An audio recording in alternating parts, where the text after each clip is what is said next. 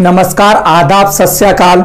संपूर्ण देशवासियों को संविधान दिवस की जेड न्यूज परिवार की तरफ से ढेरों सारी शुभकामनाएं।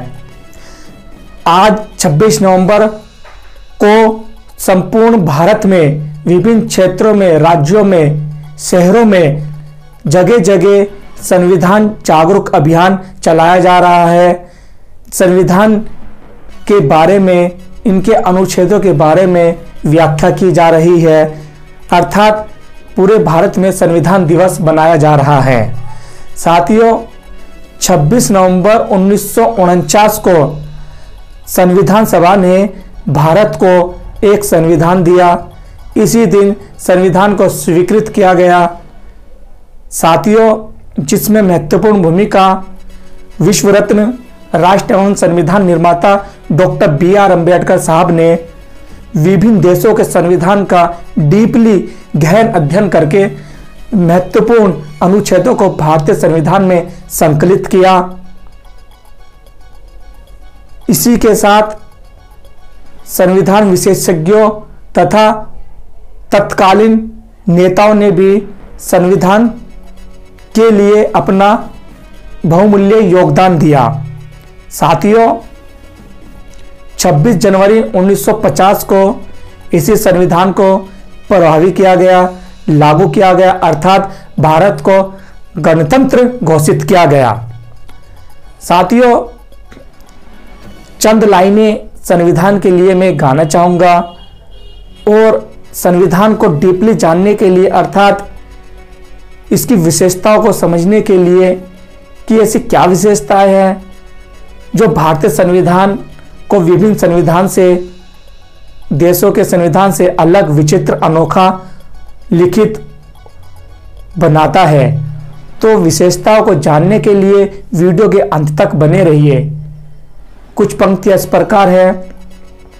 जनगण के मन में निरंतर सम्मान हम जगाएंगे, भारत के संविधान की खातिर नई चेतना लाएंगे, एक ही नाम गूंजेगा अब गली गली में चारों ओर, अभियान हमारा BS4, अभियान हमारा BS4।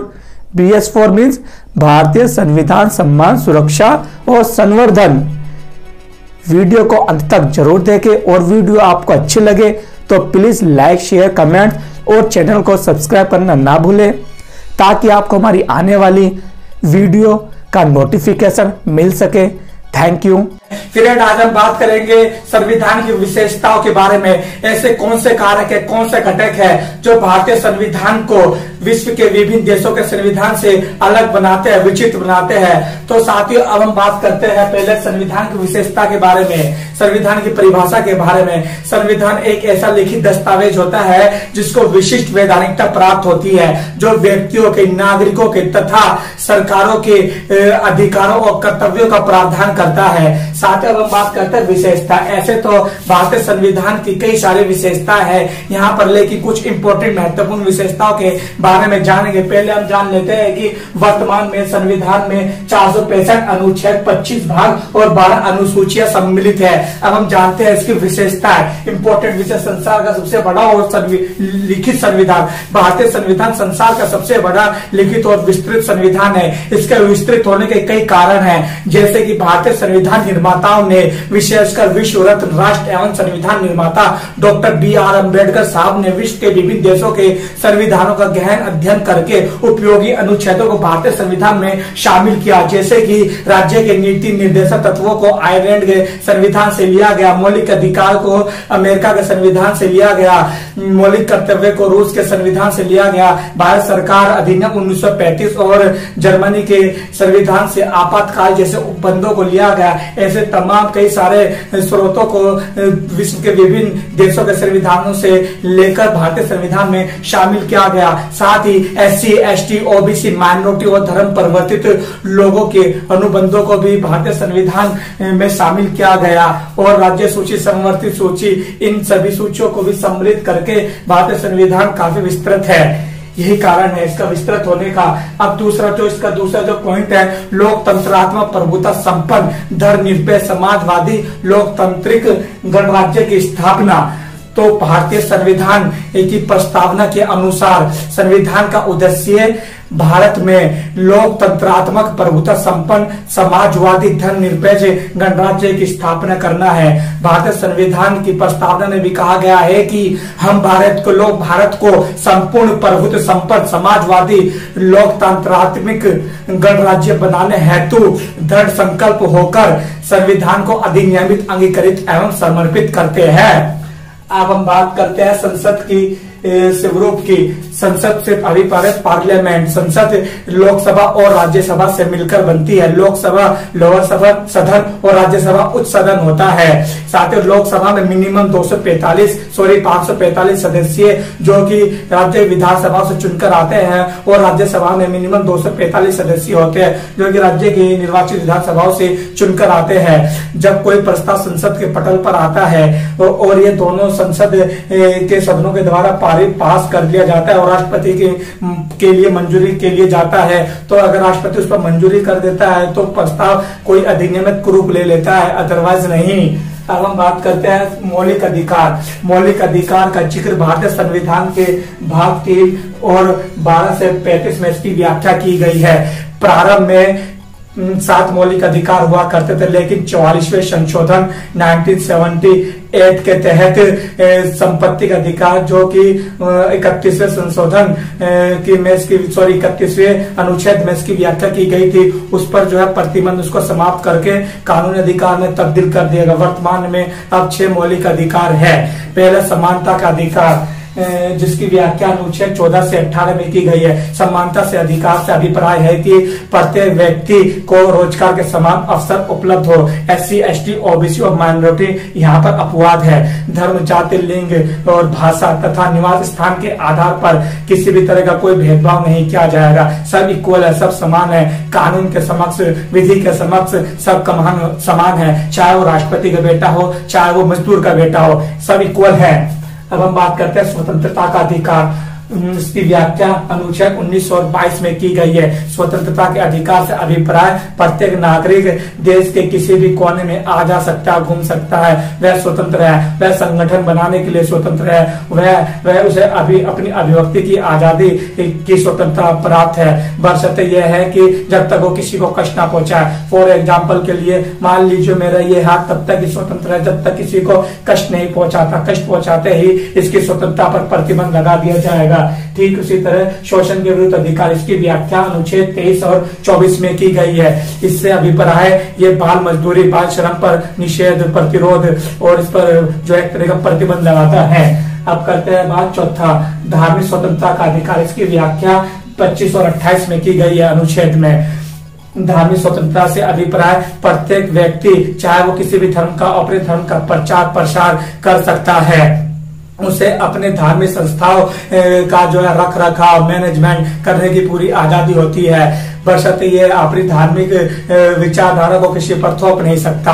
अगर थोपेगा तो उस पर फिर प्रतिबंध लगा दिया जाएगा इसकी स्वतंत्रता पर। अब बात करते हैं संस्कृति व शिक्षा का अधिकार। इसकी व्याख्या अनुच्छेद 29 और 30 में की गई है। यह विशेषकर अल्पसंख्यकों के हितों की रक्षा और उनके शैक्षिक स्तर में विकास के लिए इस अधिकार को सम्मिलित किया गया है। अब छठा, संवैधानिक उपचारों का अधिकार। इसकी व्याख्या अनुच्छेद 32 और 35 में की गई है। यह संवैधानिक उपचारों का अधिकार काफी महत्वपूर्ण है, क्योंकि अगर किसी व्यक्ति के मौलिक अधिकारों का जो है वायलेशन होता है, हनन होता है, तो व्यक्ति नागरिक जो है सुप्रीम कोर्ट का दरवाजा खटखटा सकता है। और यही कारण है कि विश्व रत्न राष्ट्र एवं संविधान निर्माता डॉक्टर BR अम्बेडकर साहब ने इस संवैधानिक उपचारों के अधिकार को संविधान की आत्मा कहा है। वैसे संविधान की आत्मा संविधान की प्रस्तावना को कहा जाता है, लेकिन बाबा साहब के अनुसार जो है संवैधानिक उपचारों के अधिकार को संविधान की आत्मा कहा जाता है। अब हम बात करते हैं राज्य के नीति निर्देशक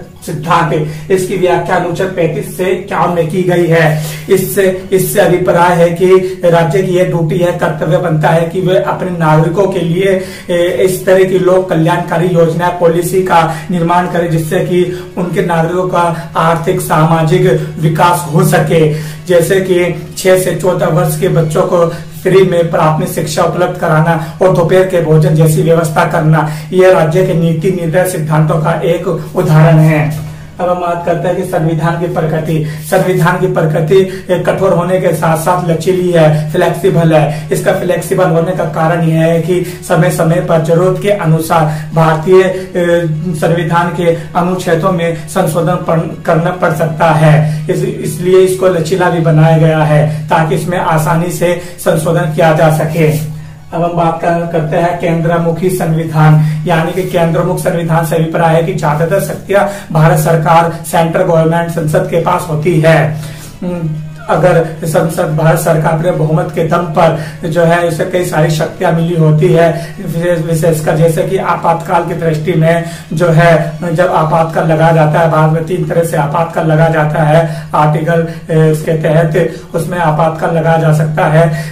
उस आपातकाल के दौरान जो है मौलिक अधिकार छीन लिए जाते हैं, सेंट्रल गवर्नमेंट के पास सारी शक्तियां पहुंच जाती है, एकात्मक हो जाती है। अब हम बात कर लेते हैं व्यस्क मताधिकार। इसे व्यस्क मताधिकार या सार्वभौमिक व्यस्क मताधिकार भी कहते हैं। इसके अनुसार जब नागरिक एक निश्चित आयु 18 वर्ष की आयु प्राप्त कर लेता है, वो अपने मत का उपयोग कर सकता है। वह अपनी स्वेच्छा से, बिना किसी भेदभाव, बिना किसी दबाव से अपने प्रतिनिधि का चुनाव कर सकता है, अपने कैंडिडेट के लिए वोट कर सकता है, जिससे कि लोकतंत्र मजबूत होता है। अब बात करते हैं स्वतंत्र निष्पक्ष न्यायपालिका, विधायिका, कार्यपालिका। पहले विधायिका की बात कर लेते हैं। विधायिका को जो है 2 भागों में बांटा गया, संसद केंद्र में, सेंटर में संसद और राज्य स्टेट में विधानमंडल। फिर संसद को 2 भागों में बांटा गया है, लोकसभा और राज्यसभा। इसी तरह विधानमंडल को स्टेट लेवल पर 2 भागों में बांटा गया है, विधानसभा और विधान परिषद। ऐसे ही बात आती है कार्यपालिका को भी केंद्र में राष्ट्रपति, उपराष्ट्रपति, प्रधानमंत्री, मंत्रिपरिषद और राज्य में राज्यपाल, मुख्यमंत्री और मंत्रिमंडल में जो विभाजित किया गया है। अब बात करते हैं न्यायपालिका जो है सर्वोच्च न्यायालय, सुप्रीम कोर्ट, उच्चतम न्यायालय, हाई कोर्ट और डिस्ट्रिक्ट जिला सत्र न्यायालय, यह जो है निष्पक्ष न्याय करते हैं, स्वतंत्र है। ये किसी भी तरह के किसी भी सरकार या किसी भी संस्था के दबाव में आकर न्याय नहीं करते, बिना किसी भेदभाव के जो है न्याय करते हैं, स्वतंत्र है। अब हम बात करते हैं एकल नागरिकता। इसकी व्याख्या अनुच्छेद 5 से 11 में की गई है। एकल नागरिकता से अभिप्राय प्रत्येक नागरिक भारत का नागरिक, ना कि किसी राज्य का नागरिक है। धर्मनिरपेक्ष राज्य, भारत एक धर्मनिरपेक्ष, पंथ निरपेक्ष राज्य है। भारत का अपना कोई धर्म नहीं है, वो सभी धर्मों को समान रूप से जो है सम्मान देता है, चाहे वो कोई भी धर्म हो। नागरिक के मौलिक कर्तव्य, भारतीय संविधान हमें मौलिक अधिकार देता है, जिससे कि हमारा जो है विकास होता है। मानव के विकास के लिए मौलिक अधिकार काफी इम्पोर्टेंट, महत्वपूर्ण होते हैं। बिना मौलिक अधिकारों से मानव के जीवन की कल्पना भी नहीं की जा सकती। इसी तरह हमारे भी नागरिकों के भी कुछ कर्तव्य होते हैं, कुछ ड्यूटी होते हैं कि जो हम उनको फॉलो करके देश हित में कार्य करें। प्रारंभ में 10 मौलिक कर्तव्य थे, लेकिन उसको बाद में 86वां जो है संविधान संशोधन 2002 के तहत 11 मौलिक कर्तव्य जोड़ा गया। सरदार सरोवर सिंह की समिति की समीक्षा के आधार पर 42वें संशोधन के जो है मौलिक कर्तव्यों को भारतीय संविधान में जोड़ा गया, जिसकी व्याख्या अनुच्छेद भाग 4 और संविधान के भाग 4 और अनुच्छेद 51A में की गई है। पहला, प्रत्येक नागरिक संविधान का पालन करेगा और उसके आदर्शों, उसकी संस्था और राष्ट्रगान और राष्ट्रध्वज का सम्मान करेगा। देश की एकता, अखंडता, संप्रभुता की रक्षा करेगा और उसको सुरक्षित रखेगा। तीसरा, स्वतंत्रता आंदोलन से प्रेरित होने वाले उच्च आदर्शों को अपने हृदय में संजोए रखेगा और उनका पालन करेगा। चौथा, देश की सेवा करेगा। पांचवा, लोगों के मध्य, नागरिकों के मध्य समरसता और जो है भाईचारे की भावना उत्पन्न करेगा। छठा, जो धर्म, भाषा जो है किसी प्रदेश या किसी वर्ग पर आधारित भेदभाव से आधारित परे है और ऐसी जो है प्रथाओं का विरोध करता है जो कि स्त्रियों के लिए अपनाई जाती थी।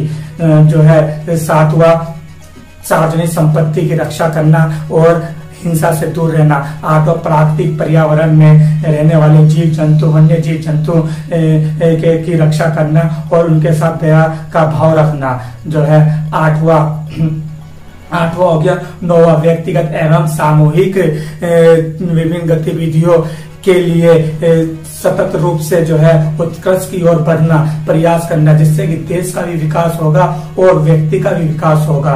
10वां, अपनी संस्कृति को जानना, पहचानना, अपने गौरवशाली संस्कृति इतिहास पर अध्ययन करना, उसको पहचानना, जानना।